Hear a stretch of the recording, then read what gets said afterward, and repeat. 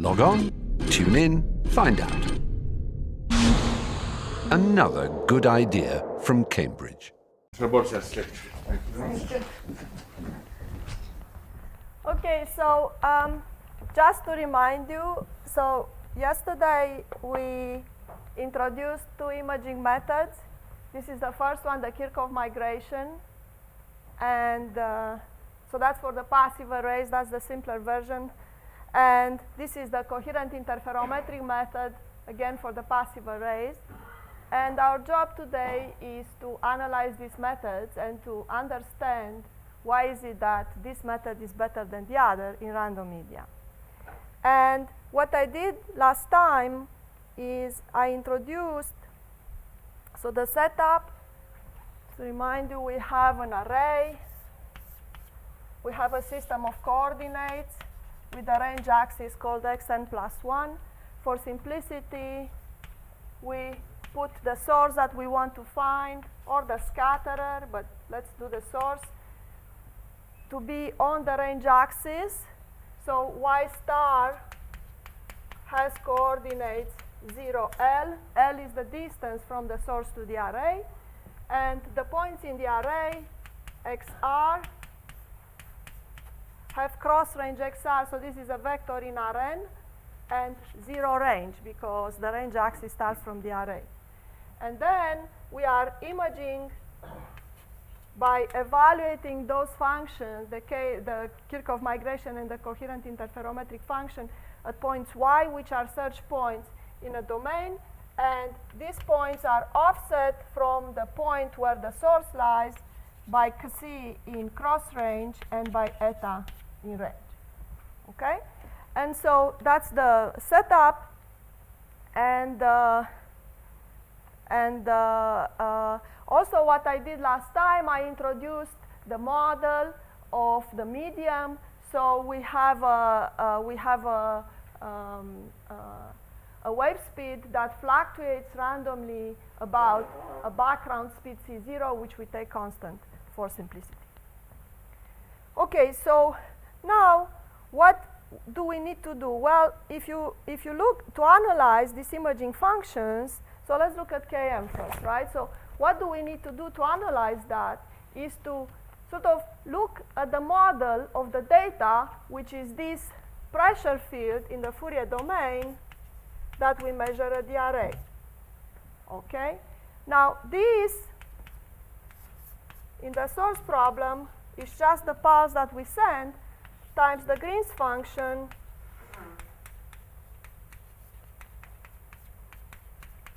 that takes us from the source to the receiver. This is the Green's function in the random medium. Okay, so now the question is, how do we model that? And so, as I promised in the beginning, I'm going to take the simplest model, which is known as the random travel time model. We used to have, it's here. The random travel time model, which approximates the Green's function this way. So this alpha naught, so the Green's function in the homogeneous medium, or the background medium, G naught,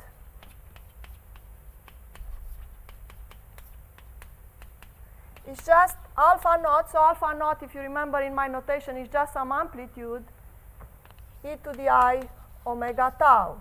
So this is the travel time. And so, for example, in 3 dimensions, alpha naught is just 1 over 4 pi times the distance between xr and y. In 2 dimensions, there is a dependence on the frequency, and that's why I have it there. Okay, so this model says that the effect of the random medium on the data appears in this way. So you see we have this random variable mu tau, okay, which appears here as the integral of these fluctuations, okay? And this random variable, what it does, it models the distortion of the wavefront, okay? So as I promised last time, so this is a simple model. If you think of the traces, as we plotted them as a function of the receiver location and time, if we didn't have the random medium, then we would see sort of this hyperbolic arrival event. And now, because we have the random medium, there will be sort of distortions of the wavefront, and that's what this model captures. What it does not capture is the stuff that comes before and after. So for that, you need more sophisticated models that I actually plan to talk about, but obviously I won't have time. Okay, so let me talk a little bit about how is it that this model comes about. We need to justify it. Okay, so this is a model. So obviously we're talking about travel times. So this is a high frequency regime we are talking about. So the wavelength lambda is the smallest length scale. So in particular, it's smaller than the correlation length, which is the typical size of the inhomogeneities. Now, we are also going to consider long travel distances, okay? And you will see in a moment why that is important. In fact, what that will mean is that this correction through the travel time, we will see why that is so. So this travel time correction will actually, in this long distance of propagation case, is going to be essentially a random, a Gaussian function. Okay, so by getting a Gaussian process, then we will be able to analyze in great detail the imaging function. So that's the idea. And then, of course, we have weak fluctuations, because otherwise this model doesn't make any sense. So let me explain to you how you derive this model, okay? So you have, so suppose that you are looking for, so let's forget the Green's function now, because that's, this distribution with the delta distribution. I don't want to worry about that. So let's look at the Helmholtz equation. So this is, well, omega squared over v squared u is equal to 0. Okay, so let's look at this equation. And now let us remember that we are in the high frequency limit. So the frequency omega, think of it as being large. So then what you do is you're trying to construct your solution by beginning with this ansatz. Okay, so you look at the solution as consisting of an amplitude alpha, which is a sort of a slowly varying function, and then you have this phase here with this travel time tau. And of course, now, so if you substitute this into the Helmholtz equation, and then you look at, the leading order equation, which is the one that will be multiplied by omega squared, is going to give you this equation, which is the famous iconal equation for the travel time. And then to the next order, you look at, you obtain the equation for the amplitudes, which is this transport equation. Okay? So now, let us remember our model of the velocity. So the model of the velocity, so it's 1 over v squared is equal 1 over c naught squared times 1 plus sigma mu. Okay, and as I said, sigma is small. So we are looking at small fluctuations. Now, if I have small fluctuations, then I can sit the solution of these equations as a series solution, as a series expansion in sigma. Okay? So you use this expansion, you substitute this into these equations, and then you match powers of sigma. And then you find, to leading order, this is the equation for the travel time. Okay, so this is just the travel time in the homogeneous medium. Then this is the next order, and so on. Okay? So now, so we want to solve these equations. Okay, this doesn't work anymore like yesterday. No, Yes. that's okay. What do I have to do? So push this one. I meant the moving. Oh, sorry, yeah. Yes, that's okay. Okay, so to see, okay, so for simplicity, let me take a simple case, okay, so to see what is going on. So let us use these equations to analyze the perturbation of a plane wave that goes through such a medium. So we have a plane wave propagating along the range direction, okay? So you can imagine that you are really far away, and then you start with some wave field here, and then as it propagates far enough, it's going to look like a plane wave, right? That's what we saw in previous lectures here. Okay, so now, to leading order, so the equation for tau 0 and alpha 0, okay, so this equation for tau 0 and for alpha 0, we find that in this case, the solution is, so tau 0 is just the range divided by C naught, okay? So the plane wave is moving along the range direction. And alpha 0 is a constant, so I have a normalized amplitude. Okay, now to the next order, I have the solution for the correction to the travel time, the first order correction, which is this one, and this is the first order correction to the amplitude. Okay, so these are very simple equations to solve, and so this is the expression of the travel time correction, and this is the expression of the amplitude. Okay, and then you go on to solve for the second order correction to the travel time, and then you obtain this equation. Okay, so now if you stare a little bit at these expressions, what do you see? Well, you see that the corrections to the travel time and to the amplitude are random processes. Okay, so they are random functions, and well, actually they are random variables in this case because I have this plane wave, so there is no parameter dependence. And these random variables are given by integrals of the function mu, which I use to model my fluctuations. Okay, and these integrals are over a long distance, if you look. So how do I see that? Well, you see here this s go from 0 to capital L. So when you think about it, you can change variables, right? So you can let s is equal to capital L times the variable u that goes now from 0 to 1, and you are going to see that you are really integrating over a long interval. Okay, so that's the expression. And now let me state sort of what we have. So this is a result. This is the first result on the first order corrections. And it says the following. It says that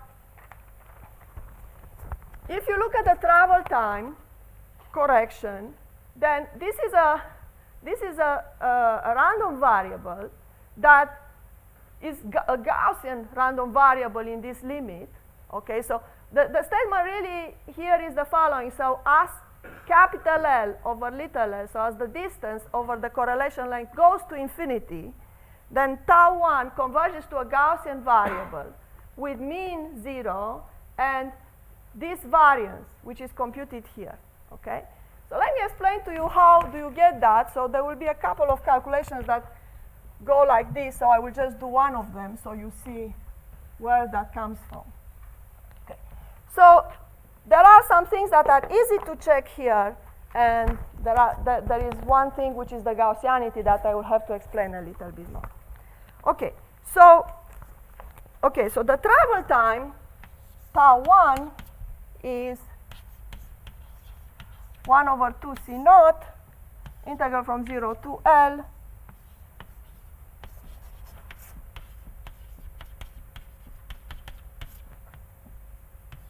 Okay, so that is what we came up with on the previous slide. Okay, so I want to characterize this. So let's look at the moments first. Well, the expectation of this tau 1 is really easy to get because, well, this is linear in mu and the expectation of mu is 0. So the expectation is clearly 0. Now, let's compute the variance. So the expectation of tau 1 squared. Well, this is 1 over 4 C naught squared, integral from 0 to L ds, integral from 0 to L ds prime. And then I have the expectation of mu of s en plus 1 over L and mu of s prime en plus 1 over L. Oh, I forgot to say, I guess, this en plus 1 is just the unit vector in the range direction. Okay? Now, so you see, so in this simple case where I'm looking at this sort of plane wave, so I really, let me introduce a simplification. So I'm going to call this process, instead of working with mu of s, en plus 1, whatever, that's kind of annoying, I'm just going to call this thing mu 0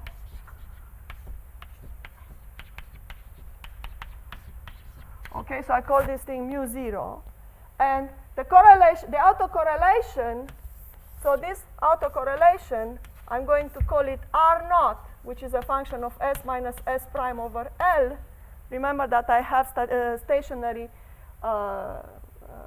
stationary assumption on this. And what is this? Well, this is just the autocorrelation of the process mu that we started with, S minus S prime, along the direction En plus 1 over L. Okay? Is this clear? Okay. So now what you need to do is you need to change variables. So let us change variables. So let us call S minus S prime, we call it S tilde, that's the difference variable. This is going to be between minus L and L. And then we also introduce the variable which is the center variable, which is S bar. Now you are going to find out, so what you need to do, you need to look carefully at the bounds of this one now, because S and S prime have to be between 0 and L. All right, so when you do that, you are going to find that this S bar has to live between these two limits. Okay, so when you integrate along now, you are going to find the following. So you have 1 over 4 C0 naught squared. So I have an integral over the difference variable of the autocorrelation. And then I have the integral over S bar. There is nothing here. There is no integrand that depends on S bar, so that's really easy to do. So that's just L minus S tilde. Okay? And so now, all right, so now what am I going to do? I'm going to use the fact that the autocorrelation function is an even function. Why? Because it's a stationary process, so if it's plus S tilde or minus S tilde, doesn't make any difference. So I can put a factor of 2 in front, so I get this. Then I also can change variables, so I can call S tilde is equal to LU. Why is that? Because remember that my assumption on the process was that it has an integrable autocorrelation, and roughly you can think of that as these are not decaying outside an interval of order 1. So then we want to scale this. So we have a R naught evaluated at at an argument of order 1. And you also divide through by capital L, and then you find the following. So you find that this is L over 2 C naught squared, integral from from L to capital L of du R naught of u. And then we have another factor which is 1 minus u L over L. Okay? And now we are really in good shape. Now we can infer right away this result, this variance result. Why is that so? Well, so we can use now the Lebesgue dominated convergence theorem, because look, this integrand here, it's bounded. So remember that u is a positive number.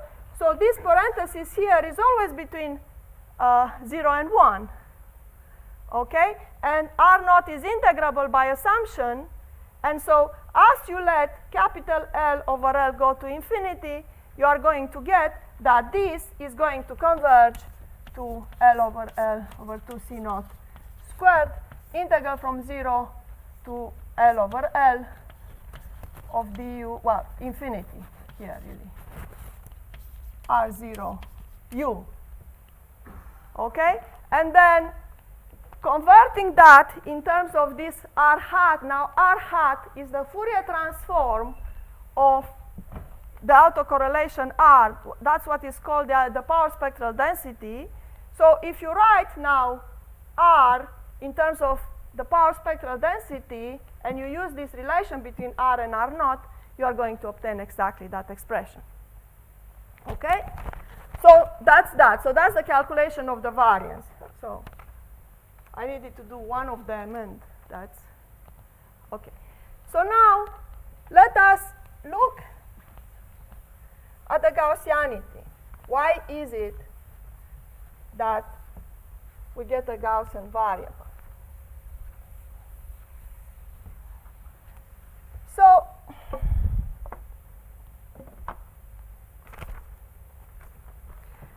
again, tau 1 is L over 2C naught integral from 0 to L ds mu of S en plus 1 over L. And I'm going to change again variable, so I'm going to call capital S, I'm going to call it L u. And so what I'm going to get is this is 1, I'm sorry, I made a mistake. So this is L over 2 C naught integral from 0 L over, no actually, from 0 to 1 of du, and this whole thing was called mu naught of S over L, right? So this is mu naught of u over L over L.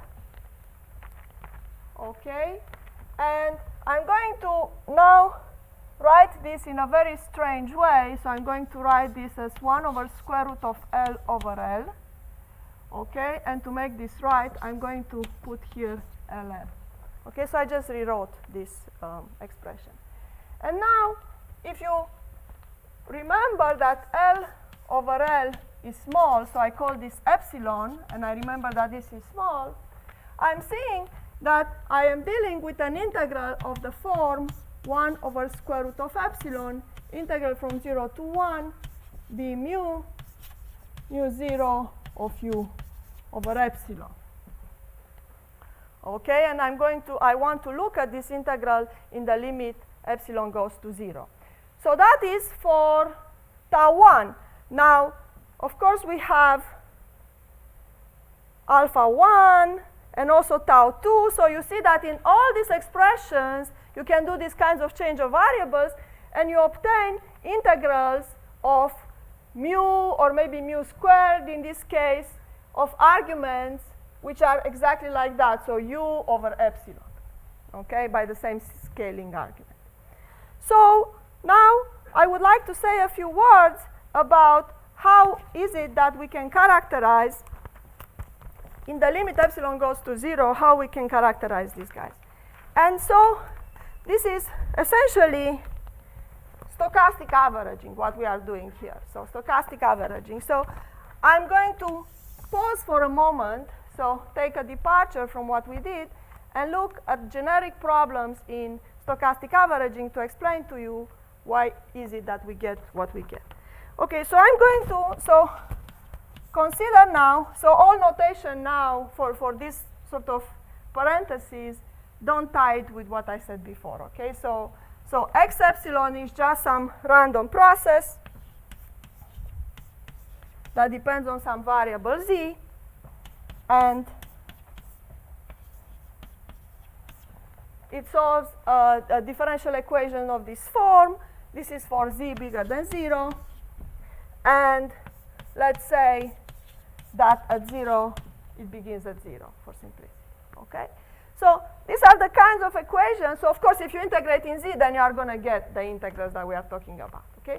So these are the kinds of equations that we want to look at. So to get an idea of what we should see, I'm going to take, of course, a very simple example. So simple case. So let us consider the case of the right-hand side. So if I look at the function f of argument z, let us suppose that this function is the following form. So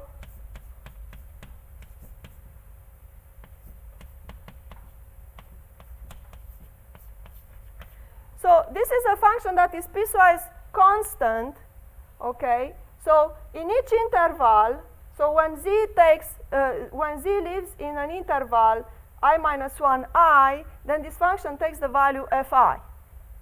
All right, so if you try to plot a realization, of course, this will be random variables. So if you try to plot a realization of this function, especially if you have it scaled like z over epsilon, so if you plot f as a function of z over epsilon, then you are going to, see something that, I don't know, oscillates like crazy like that, right? So it's piecewise constant, and depending on how small the epsilon is, as epsilon goes to 0, it's going to look like that. Okay, so that's the kind of function. Now I'm going to suppose that fi are independent,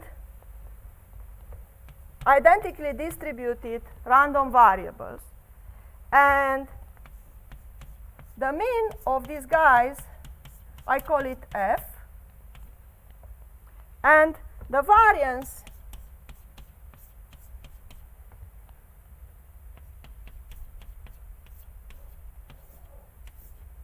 I call it sigma squared. Okay? Now, let's see what the solution of that equation looks like. So I guess I don't want to write there. Let me write here. So the solution is obtained by integration. So x epsilon is integral from 0 to z of ds f of s over epsilon. But now f is this piecewise constant function, and so I can write it this way. So, okay, so first of all, let me scale. So I write, so this is epsilon, integral from 0 to z over epsilon, du f of u. Okay, so I change variables again. And now I am going to use the fact that this is piecewise constant. So I can write this way. So I have epsilon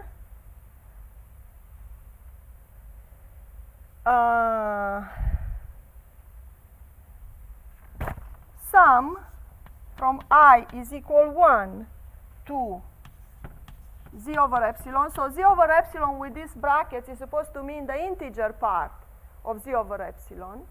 Okay.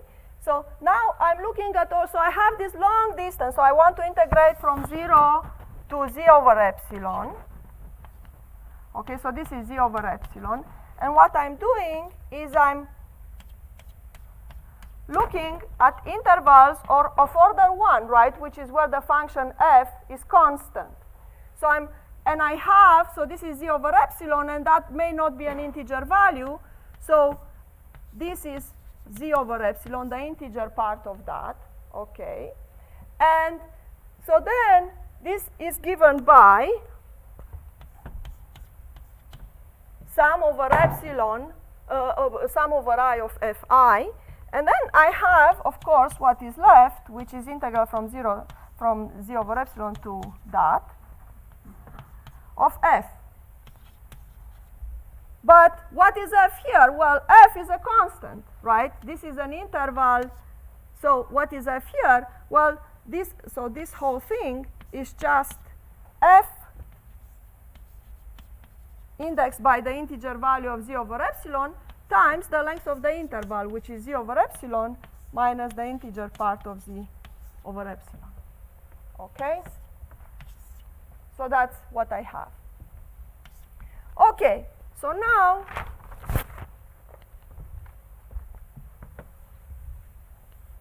let's rewrite this a little bit more.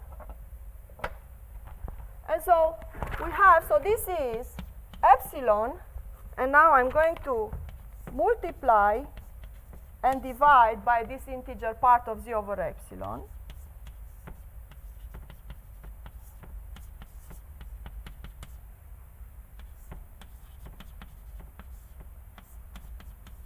Okay, so that's this first sum.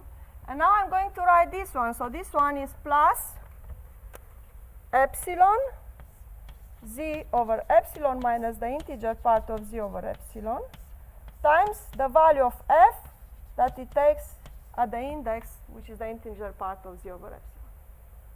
Okay, so this is really simple. I mean, it's just integral of a piecewise constant function. Okay, so now let's look at this. So let's look at this term by term. So for example, this one. Where does this go? Well, this parenthesis is a number between 0 and 1, right? So this is between 0 and 1. As epsilon goes to 0, this one goes to 0. Now, what about this one? Well, this one, this factor, this one from as epsilon goes to 0, this one goes to z, right?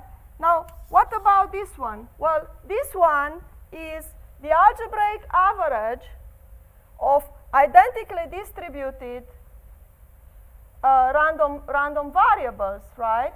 So, and I have a lot of them. So as epsilon goes to 0, this number goes to infinity. So there is a result in probability which is called the law of large numbers, and this one says, so this one converges to the mean of these variables, okay? And this is very strong convergence. This is known as almost sure convergence, okay? So it's one of the strongest convergence you can hope for. What does that mean? It means that this converges essentially for all realizations, okay? So the realizations for which this one doesn't converge have 0 probability, okay?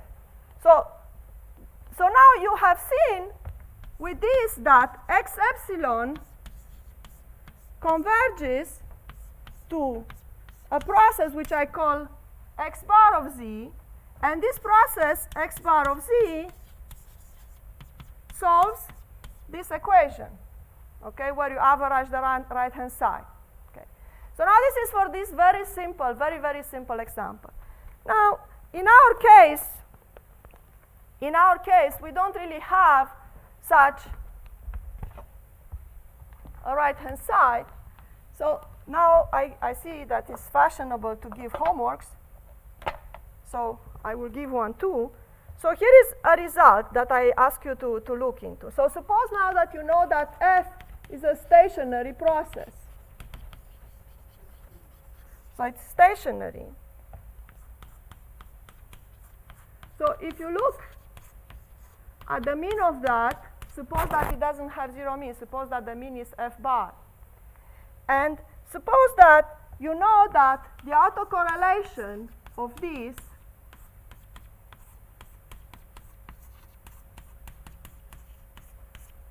okay, is integrable.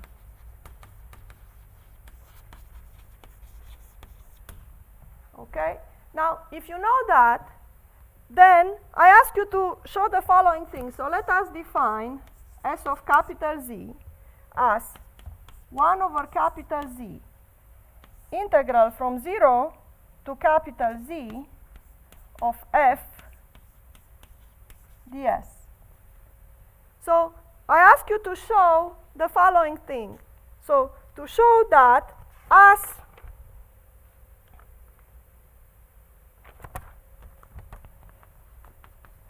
z goes to infinity, I ask you to show that if you look at the expectation of S of z minus f squared, this one goes to 0. So how should you show such a thing? Well, really, all you have to do is to actually compute this, okay? So you know the autocorrelation. And then the calculation, it's exactly of the same sort that I erased, but that is exactly the same sort of calculation that I did to compute the variance of tau 1. And then when you do that, you know, so it's rather simple. From the integrability of this R, you can find this result. Now, this is, so what this says is that this S, so integrals of this sort, you know, so this applies to our case. So when f is a stationary process with integrable correlation, then we can conclude that x epsilon converges to this x bar in mean square. Okay? Now, so this is a weaker type of convergence than the almost sure convergence that we had. But, you know, so this one also implies convergence in probability. Why is that? Well, because there is an inequality, which is known as Chebyshev inequality, that says that if you look the probability that S minus this F is bigger than delta, then this is less or equal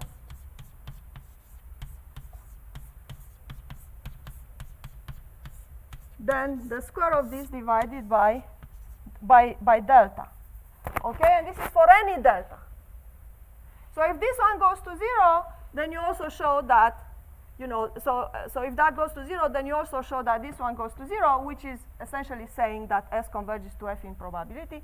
And also, there is an even weaker convergence that is also implied, which is the convergence in distribution.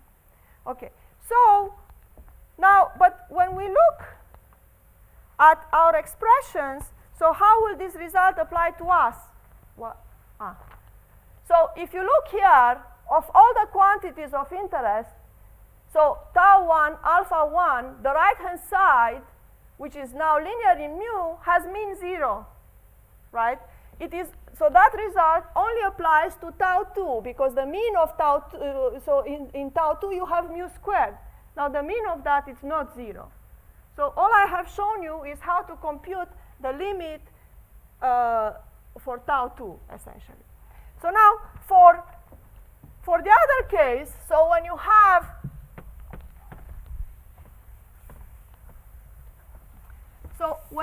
an equation, so when you have an equation like this,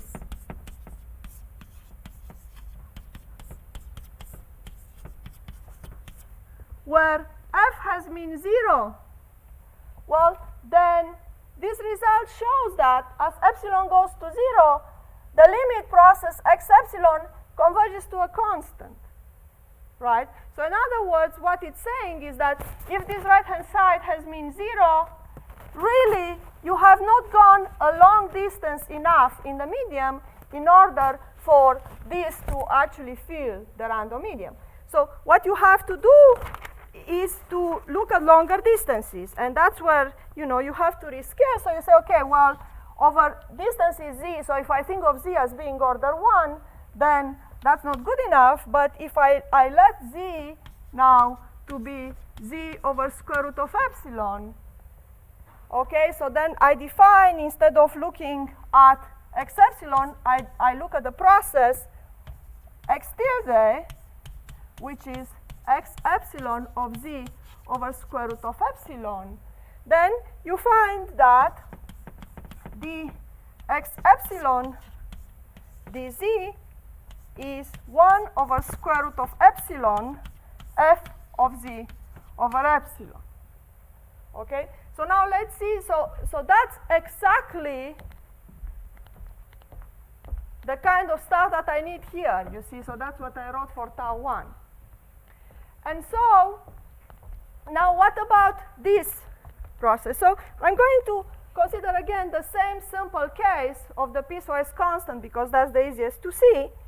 So I'm going to go to the same exercise. So x epsilon is 1 over square root of epsilon integral from 0 to z ds f of s over epsilon, which is square root of epsilon integral from 0 to z over epsilon du f of u. Okay? And now I'm going to use again the fact that this f is piecewise constant. So when I do that, now, so I can write it this way. So I have the following.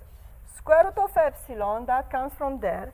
Now I'm going to multiply and divide by square root of the integer part of z over epsilon.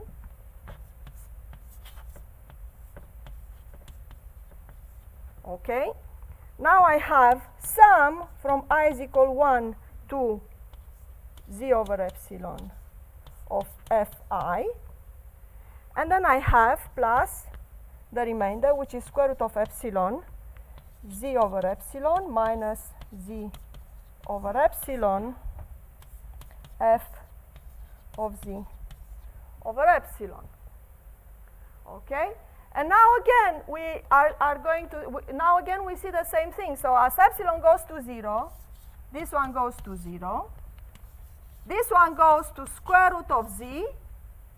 And this one now, it's another limit theorem. So if you add identically distributed random variables with mean 0 and variance, whatever it is, sigma squared, and then you scale it by 1 over the square root of the number.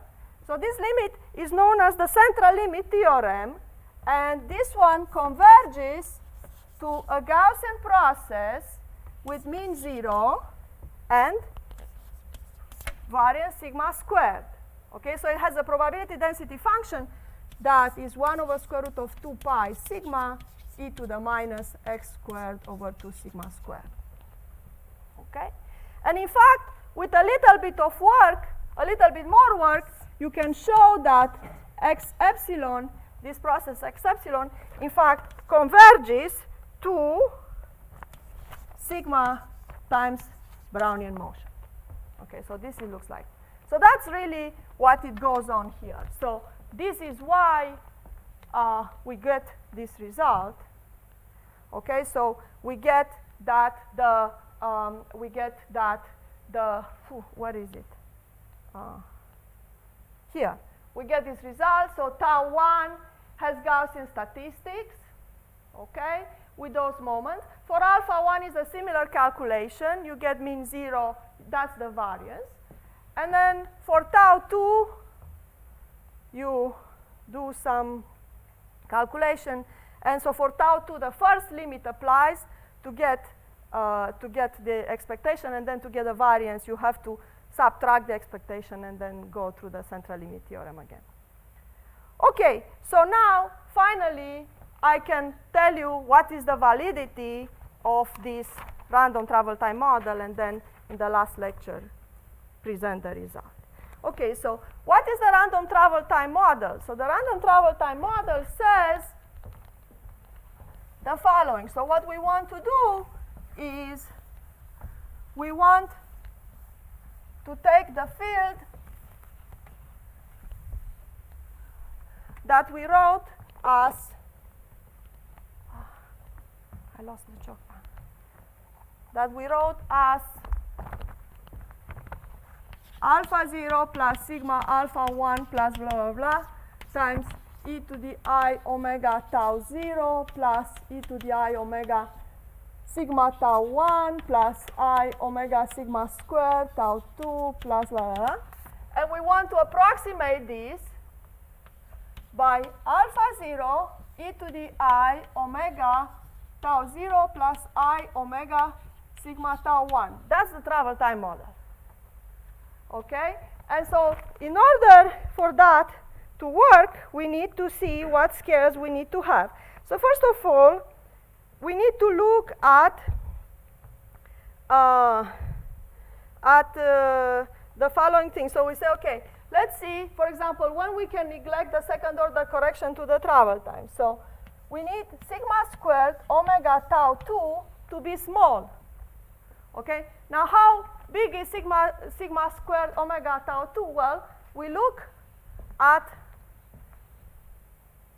the calculation. So the mean of this is gamma L squared over C naught L, and the variance is kind of like this squared. Okay, so from this we can conclude that tau 2 is of this order. And we want it to be much smaller than this term, which is what we want to keep. Okay? And this term now, tau 1 has mean 0, but the variance, we estimate it. So the magnitude of this is like the standard deviation of that, which is what I wrote there. And then, so from here, we can conclude that the strength of the fluctuations has to be like this. And then we also have this condition, the second one there, which says that, of course, omega sigma squared tau 2 must be much smaller than 1, because we are neglecting it. And then the similar thing is, we can approximate the amplitude as alpha naught if sigma alpha 1 is much smaller than 1, which turns out to be exactly the same condition that we had above. And then finally, we are interested in a regime. So far, everything we said is that, okay, this is Okay, approximation. And now what we want to do is we want to place ourselves in a regime where these perturbations of the wavefront are visible, are large, right? And so that is what I wrote there. So if you look at omega sigma tau 1, then you want this guy to be large. And in fact, I'm going to look at the situation when this is much, much bigger than 1. So that is a regime where you have really large wavefront distortions, and that's where you really can see differences between the two methods. Okay? So next hour I will show you the results. Hopefully, yeah. Okay.